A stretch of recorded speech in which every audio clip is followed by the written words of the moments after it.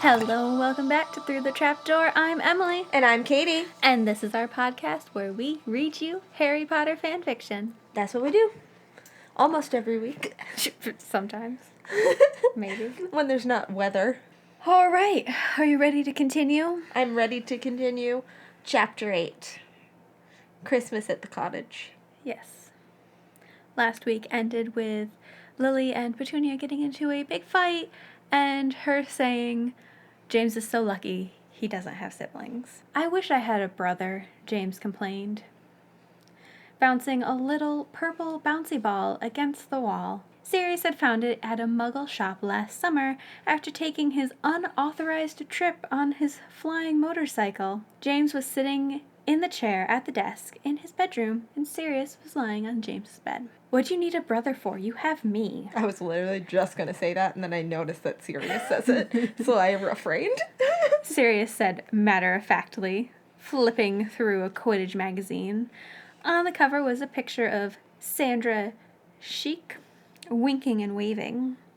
She was Hailberry Hummer's newest chaser and was giving the team unexpected publicity, both because she was very photogenic and because she was very good at pulling off dazzling Quidditch moves.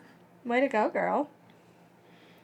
I don't see why you're obsessed with that girl, James said, bouncing the ball off the wall again. She doesn't even play for your team. Sirius's team was the Foul-Mouthed Falcons. James, you can't tell me that you don't like her, he said, holding up a fold-out poster of Sandra in stunning blue dress robes, smiling and flipping her black, silky hair at him. James shrugged. Well, sure I do, but honestly, who doesn't? Sirius laughed and went back to the article he was reading about the Wingtown Wanderers. So, when is Lilybean coming over again? He asked out of nowhere. James sighed. Sirius, you know perfectly well that she's coming over at noon on Christmas Day for dinner. Sirius smiled. Yeah, I know, but I enjoy tormenting you. Love it. Thanks, Padfoot. I appreciate it, James said, rolling his eyes and throwing his bouncy ball against the wall again. Anything for you, dear old Prongzy, Sirius said happily. Speaking of, James said, smiling, you feel like going for a run? Sirius jumped up, turned into a dog, and back again before James had a chance to finish his sentence. Hera arrived at the Evans the day after Lily. The owl didn't have any letters, but Lily was glad to have her there all the same. After spending an hour or two lying in her bedroom, having a 1.5-sided conversation with her owl, Hera seemed to understand what Lily was talking about, but she couldn't do any more than hoo in response. Lily decided to write a letter to James. It was a very interesting letter. It was also a rather disturbing letter, as Lily was really very bored, and she tended to ramble when she was bored. The letter went as such. Dearest Jamesy Poo, don't be afraid. I don't really think of you as Jamesy Poo. I just couldn't think of anything else to call you, and I need to come up with a nickname for you, since you and Sirius insist on calling me Lilybean. Anyway, how's the weather? Here it's nice. It's very nice. It's very sunny. There isn't much snow, but apparently it's enough for my younger brother and sister to make snowmen out of because they've already made 3. Now there are a lot of grass patches in our backyard, though, but at least we have snowmen. I don't really have anything to say. Well, there's something new, eh? Kumquat. That's a very strange word, don't you? I don't remember where I heard it, and I have no idea what it means, but it's a very strange word, don't you think? Yes, well, I suppose I'll see you on Christmas. Truly bored, Lily. Well, all right. Kumquat. Why would you just write a random word in your letter? Kumquat! I like that it's exclamation pointed, too. Yes. Lily didn't know what James would make out of it, but hopefully he would find it amusing. Lily, you are insane. Did you accidentally perform a mind-scrambling charm on yourself? James. Dearest, Fuzzy Wuzzy Jamesy Poo. Did you happen to own a dictionary? I really would like to know what the word kumquat means. Do you know what else is a funny word? Strudel. Strudel, strudel, noodle, poodle, foodle, boodle, coodle. I think I might need to work on improving my vocabulary. I think Hogwarts should allow salamanders as pets, especially those fire ones. They could live in the fireplace in the common room or something, don't you think? Warm, fuzzy feelings from Lily. Lily, where in the world did you hear about fire salamanders? You don't take care of magical creatures, do you? James. Silly Willy Nilly Jamesy Poo. Of course not, you idiot. I bought myself a copy of Fantastic Beasts and Where to Find Them. When Melody signed up for it, I thought it would be interesting. Huge, embarrassing hugs from Lily. Fantastic Beasts and Where to Find Them is required of first years. P.S. You haven't looked up kumquat in the dictionary yet, have you? I don't think we have a dictionary here. Lily. All those books and you don't own a dictionary? James. P.S. I love you forever. I want to marry you, have kids, and buy a little house and start a Gringotts account and get a dog. Lily. Ignore the P.S. at the end of that last letter. That was all Sirius is doing. James. Big, cuddly, gummy bear of a Jamesy Poo. You mean you don't want to marry me? Heartbrokenly yours, Lily. Lily. You can't be serious. James. James. Of course not, you idiot. Lily. Lily. Just making sure. James. James. I think Hera's really starting to hate us. Lily. Mom, James cried on Christmas morning, running into his mother's room. Yes, dear, his mother replied, fastening a bracelet onto her left wrist and closing her jewelry box. I don't have a present for Lily. James's mother turned to him with wide eyes. James, it's Christmas Day. I know, James cried helplessly.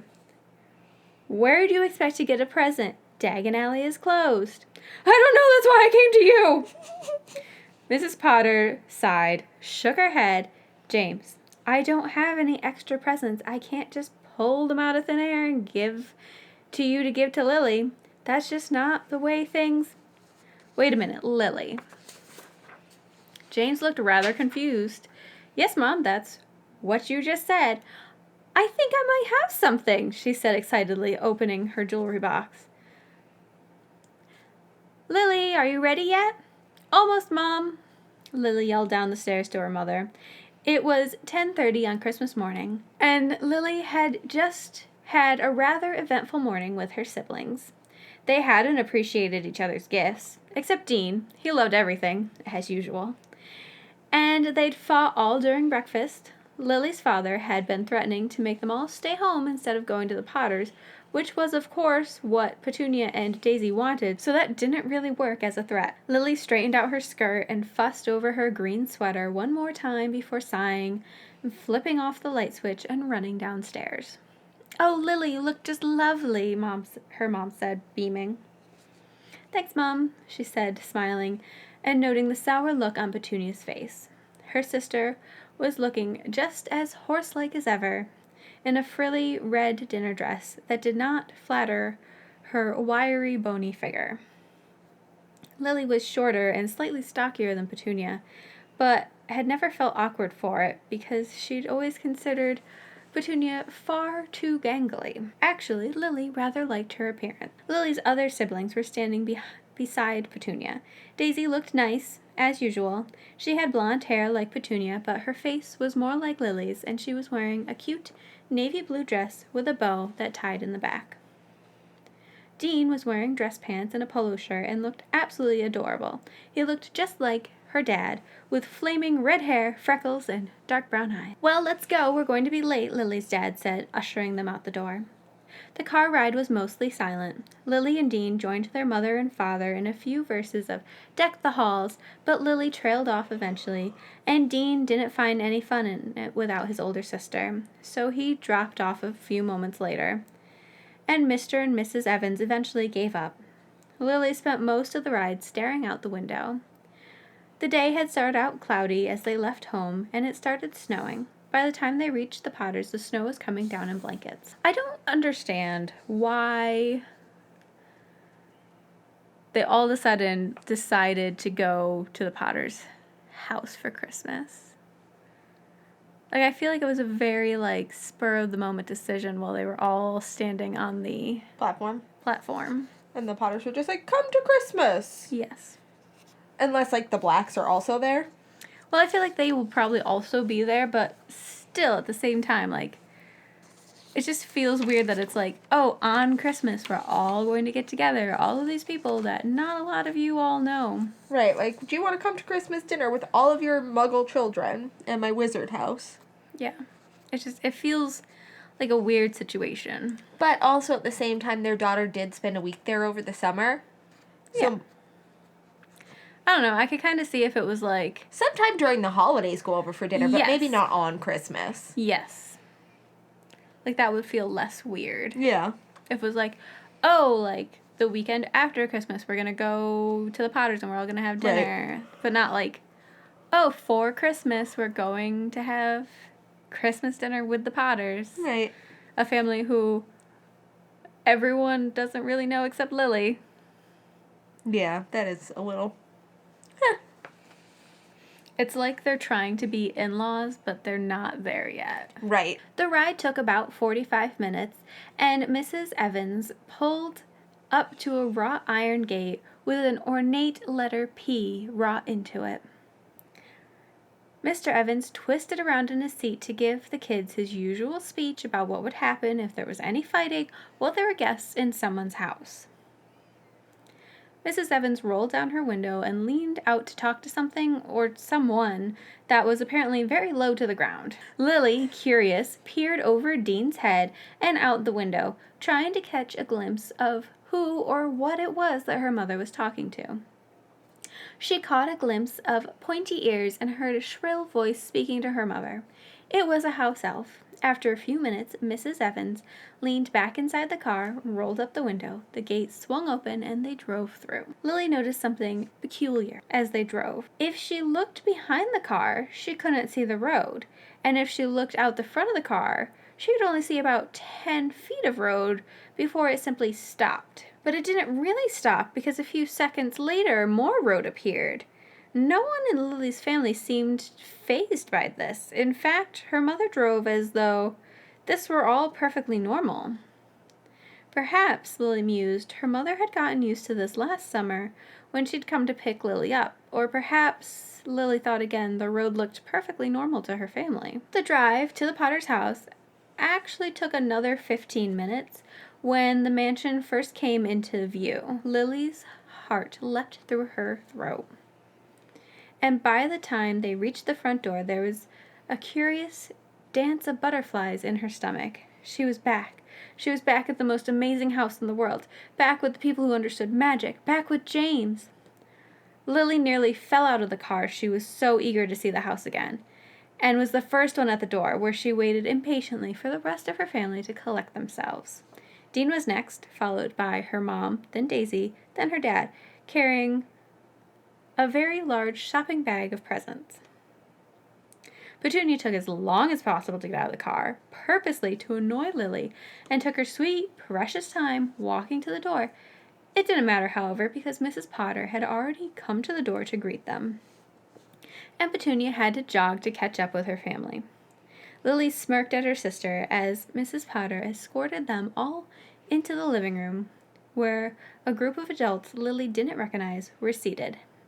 She did, however, recognize Remus, Sirius, and James, who were all sitting on a couch together, hunched over a piece of rather suspicious-looking parchment. It's always suspicious-looking parchment with those ones. Like, it could be regular parchment, it would still be suspicious-looking. Correct.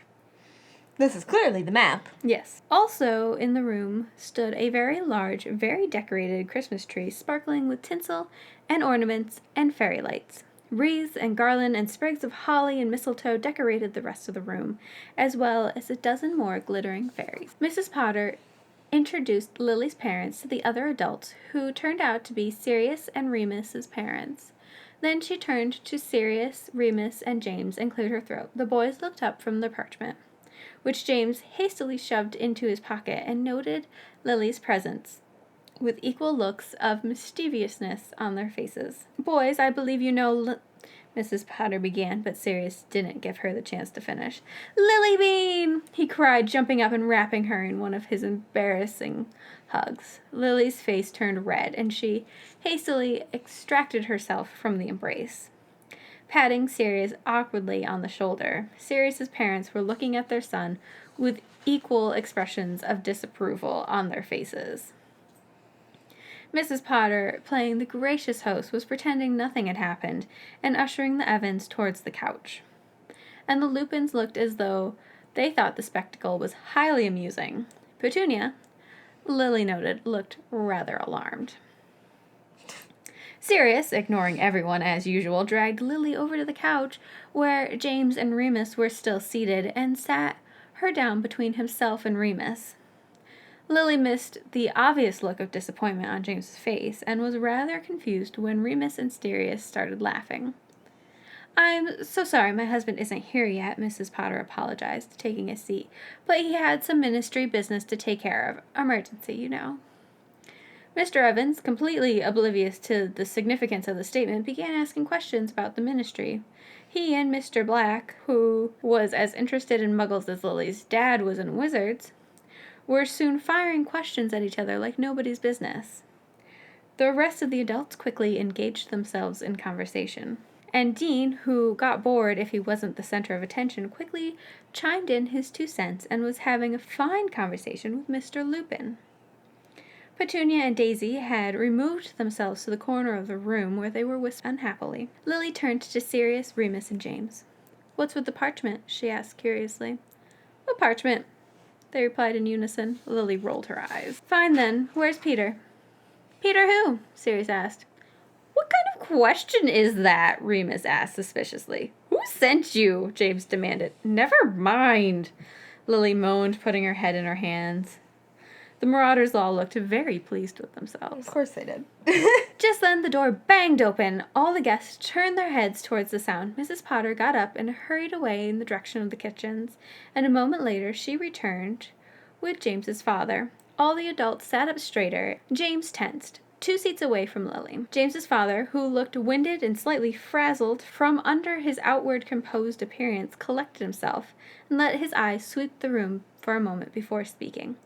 "I'm terribly sorry for my tardiness," he said finally. "Please excuse me." "Oh, not at all," Mr. Evans said, springing up, extending a hand to Mr. Potter, who allowed his somber face to break into a smile. Lily imagined he hadn't done much of that this morning. Lily's father and James's father shook hands, and the adults then rose as if answering some sort of unspoken order and followed Mr. Potter to the dining room.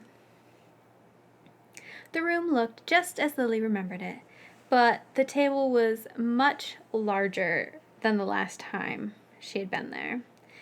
Somehow it still fit comfortably in the space, and everyone had plenty of elbow room.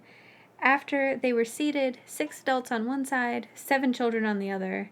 After they were all comfortably seated and had a moment to settle in and place napkins on their laps, a great deal of food magically appeared on the table, surprising Lily's parents, alarming Petunia and Daisy, and positively delighting Dean. Everyone else at the table took this in stride. The rest of the people at the table are magical. That's why. After a moment, they were all chomping away happily and were once again immersed in conversation. Lily, who wasn't in such a mood for talking, ate her food silently and listened to everyone else through the course of the meal. "So, Mr. Potter, Christopher, if you don't mind. Christopher, what is it that you do?" "I am the Minister of Magic," Mr. Potter replied nonchalantly, taking a bite of ham. He was not eating hands. I didn't even notice. That's what's even better. I was just like, yes, he's eating a hand. Okay. Okay, yeah, hands. And the next line? "And, is that important?" Mr. Evans asked interestedly. Lily nearly blushed for her father. He was interested. He was trying, but he was obviously lost. Mr. Potter chuckled. People think so, some more than others. Mind you, it's rather a political position in Muggle terms. Ah, politics, Mr. Evans said, sounding more confident. So that's the equivalent of a president, if you will. It's not quite as democratic as the term lends, but there you have it. Ah, Mr. Evans said. Now, I'm unfamiliar with Muggle professions in general, but I'd be rather interested to learn more. Would you mind enlightening me about your profession, Mr. Evans? Ah, yes, please call me Robert. The minister nodded. I'm an engineer, Lily's father continued, carefully, and at that point Lily lost interest in their conversation. She turned her attention to James, Sirius, and Remus, who were whispering over the piece of parchment again. She spent the remainder of the meal trying to snatch the parchment away from them, in between stern glances from her parents, but to no avail. Stupid Quidditch players, Lily mumbled under her breath as James snatched the parchment out of her reach again. She went back to stabbing at her mashed potatoes with her fork. Lily wasn't particularly fond of potatoes, but the mashed ones were okay if you drenched them in gravy, which Lily was still waiting for Petunia to pass. The end of dinner came quickly, and all of the food disappeared from their plate. Lily never had gotten a chance at that gravy. They were then each served a piece of peach pie, except Lily, who, for some reason, got her very own piece of cheesecake. Not that she objected to the cheesecake, of course. In fact, she was quite delighted with it, especially when she caught Petunia shooting a jealous look at it. I would too. I would much rather have cheesecake than peach pie. Agreed. Why was that just not an option for everyone? 'Cause I feel like everyone would have chosen cheesecake. I don't know of anybody who would choose peach pie over cheesecake. After that, they all retired to the living room again, and Lily marveled at the beautiful Christmas tree. It looked like one of the ones in Hogwarts. Mrs. Potter then pulled out a bag of gifts she'd bought for all of her guests and distributed the presents merrily. Mr. Evans, after taking out his bag of presents, did the same. Each of the adults, in turn, passed out presents, and the 4 teenagers ripped open their presents excitedly, and the adults, still making polite conversation, rather more neatly opened theirs. From Mr. and Mrs. Lupin, Lily had gotten a very nice pin in the shape of a lily. From Mr. and Mrs. Black, a potions logbook. These were very helpful. They magically kept records of all the potions you'd ever made, and while you were making a potion would track down the boiling times and yell at you if you forgot to add an ingredient. Oh, brilliant! Sounds like a very helpful book. And from Mr. and Mrs. Potter, Wanda Witch's Magical Cookbook, featuring some of the finest cheesecake recipes that have ever come out of Wanda Witch's kitchen.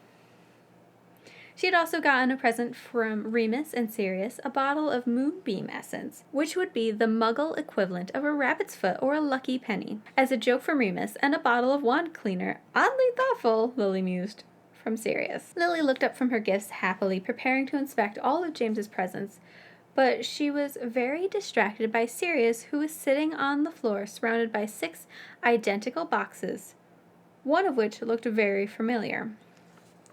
Sirius, are those? Lily wondered. Sirius nodded at the 6 identical boxes in disbelief. Motorcycle helmets, he said. 6 motorcycle helmets. Everyone in the room looked at everyone else. Maybe next year they would collaborate on gifts. 6, Sirius repeated, sounding very upset. His mother looked at him uncertainly. Well, dear, you know. No, Mom, he cried, jumping to his feet, looking ready to make a passionate speech about something. I mean, come on, 6? At least you people could have done was give me a 7. I mean, could coordinate for days of the week. A blue and white one would be good for Sundays. Black and red is great for Saturdays. Wednesdays could be this yellow and black one. Fridays would have to be a red and gold. Mondays would always be blue and green. And Thursdays could easily be black and orange. But what about Tuesday? There's no Tuesday. How could you live without a Tuesday? I freaking love Sirius. Lily began giggling and the others joined her. Sirius just shook his head at them, and sat back down beside his motorcycle helmets. 6, he muttered. Just then, several large owls flew into the room and dropped piles of presents in the middle of the room.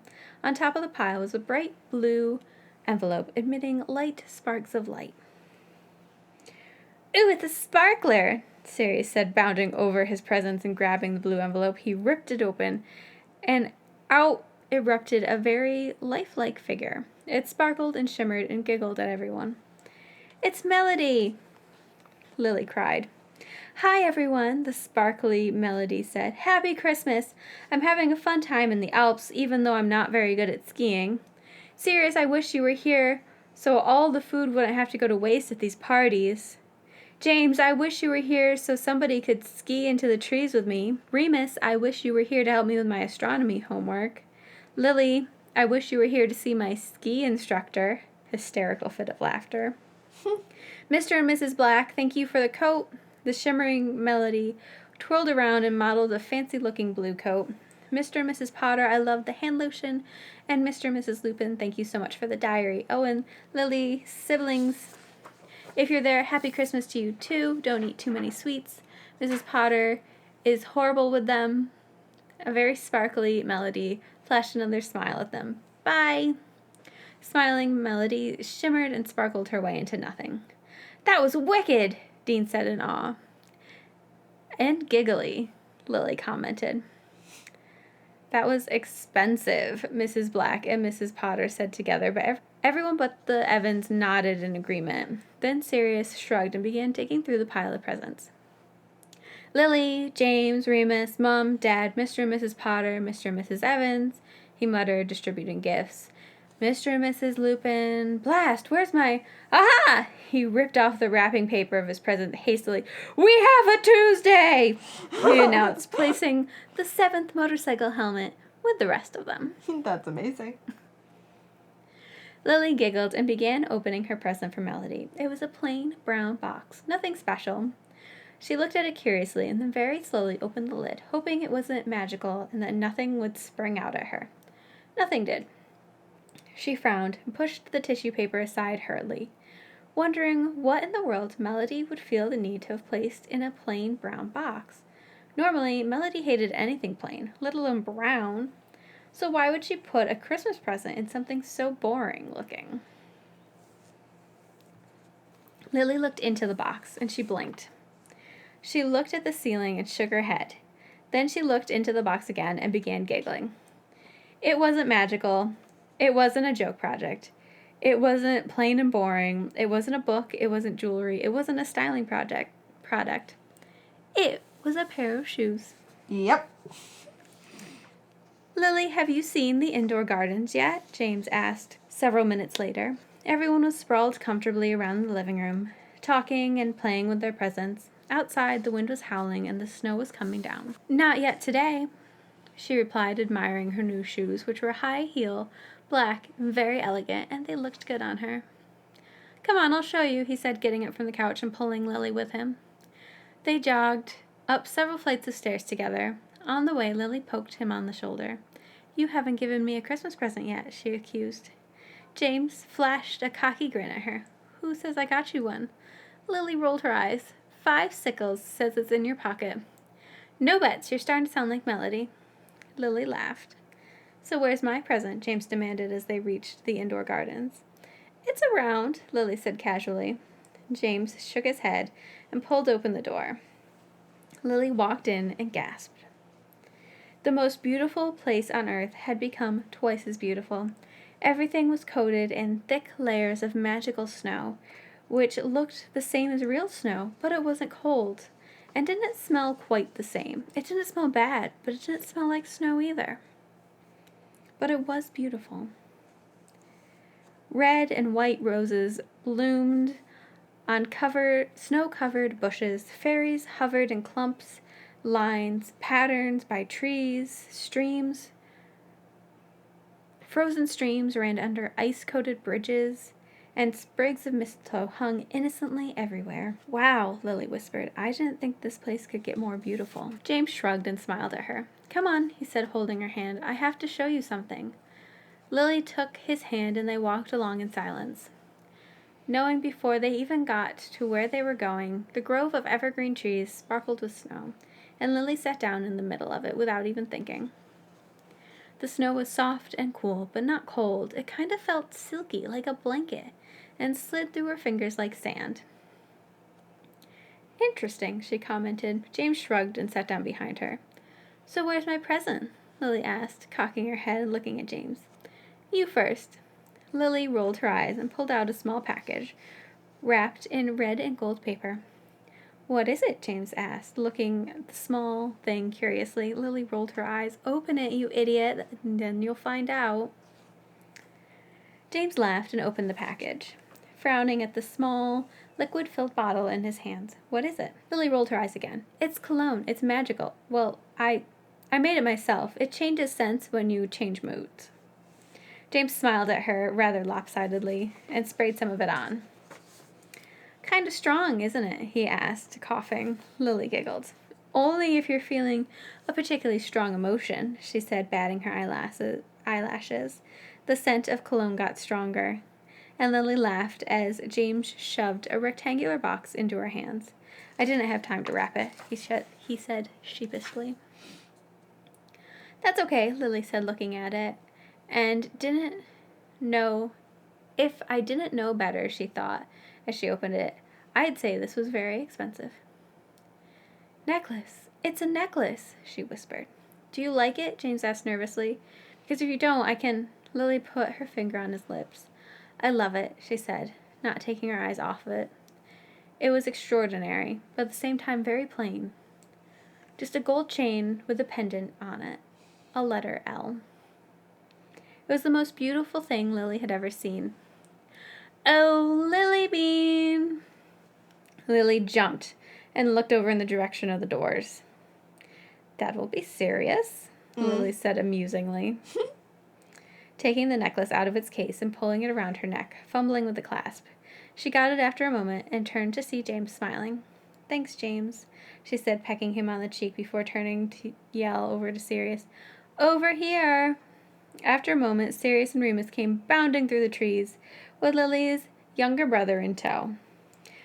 Wow, Dean said, looking around. All of this is inside? Well, duh, that's why it's called an indoor garden, Sirius said, rolling his eyes. Children, he said to Lily, trying to sound exasperated. Honestly. Lily burst out laughing, and Dean frowned at both of them. Well, I want to see the rest of it, he demanded. The 4 teenagers looked at each other and shrugged, giving him a guided and very highly amusing, with Sirius there, tour of the gardens. By the time they got back to the doors again and had ventured back to the living room, everyone was getting ready to leave. The Lupins departed first by stepping through the fireplace, and then Mr. and Mrs. Black. Sirius was going to spend the night at Potter Cottage. The Potters then packed up their things and were escorted to the front door by Sirius and the Potters. Now, Lily, Sirius was saying as he helped Lily put on her coat and shove her hat way too far down on her head. Make sure you bundle up because it's very cold outside. And we wouldn't want you getting sick, James interjected. That's right, no getting sick. Now, don't forget to look both ways before you cross the street. Oh, and no driving on the right side of the road. And never talk to strangers. And don't get involved with any wizards who say that they can give you immortal powers. Yeah, that always goes bad. And no walking alone at night. Whoa, whoa, whoa, whoa, whoa, Lily exclaimed, interrupting James. I'm going home with my family, or am I going on a holiday alone to France? James and Sirius exchanged looks, then together said decisively, alone on holiday to France. Lily tried to roll her eyes and glare at them, but couldn't keep her composure and burst into giggles instead. Happy Christmas, she said, shaking her head at them and giving them both hugs. The Evans all said their goodbyes, and Mrs. Potter stepped up to open the door. Have a safe Never mind, she said, slamming the door again. 4 feet of snow had piled itself against the Potters' front door. And Lily had seen in the brief few seconds the door had been open, the Evans car was buried in a snowdrift. Well, Mrs. Potter said, clasping her hands together, I guess you'll be staying here tonight. Anybody care for a cup of cocoa? The Evans looked at each other and shrugged. Lily looked at Petunia. Her mouth was pursed so much it looked like she had just drunk an entire vat of lemon juice. Daisy looked about half as angry. Dean was jumping around like his birthday had come early. And Sirius and James traded evil grins. Well, this was going to be interesting. End of chapter 8. End of chapter 8. Look at that. Woo! 4 feet of snow and snowdrifts sounds about like New England in the winter. Yes, it does. All right, any other thoughts? I think that's it. That's all I got for you today. All right, we will see you guys next week. See you next week. Bye. Bye. Thank you so much for joining us on our journey through the trap door. Please leave us a review on Facebook or iTunes. It would literally mean the world to us. It really would. You can find us on Facebook and Instagram at Through the Trapdoor 16 or on Twitter at The Trapdoor. And please send us an email at throughthetrapdoor16@gmail.com with any story suggestions. And as always, join us again next Saturday as we travel through the trapdoor.